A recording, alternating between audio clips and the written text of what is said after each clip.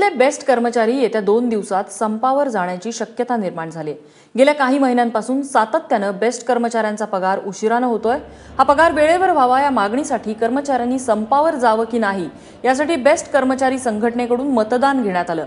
त्यात 97% कर्मचाऱ्यांनी संपावर जाण्याच्या बाजूने मतदान केलंय।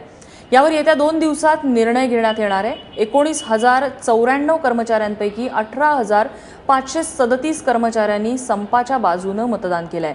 यानंतर पुढील 2 दिवसात संपाची दिशा ठरवण्यात येणार आहे।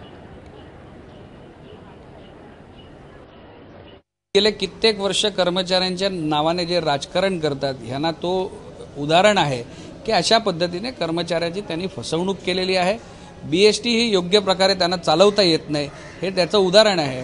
मी मागेही स्थायी समितीमध्ये म्हणालो की बीएसटी साठी आपण तरतूद करा, फक्त तोंडी गोष्ट करून त्यांना पगारच देणार नाही ही पद्धती योग्य नाही। आणि मुंबईसारख्या शहरामध्ये महानगरपालिकेची जबाबदारी आहे की बेस्टला जगवण्यात यावी, बेस्ट जगावी, यासाठी भारतीय जनता पक्ष सुद्धा प्रयत्न करणार। शिवसेनेनं सत्ताधारी म्हणून अनेक बैठका घेतल्या, महानगरपालिका आयुक्तांसोबत, बीएसटीचे महाव्यवस्थापक त्यांच्यासोबत या ठिकाणी अनेक बैठका घेतल्या, त्यावर चर्चा सुद्धा या ठिकाणी केली। तर बीएसटी मधल्या अनेक ज्या कामगार विविध ज्या संघटना आहेत त्यांच्या युनियनच्या पदाधिकाऱ्यांना या ठिकाणी बोलवून सुद्धा बैठका घेतल्या।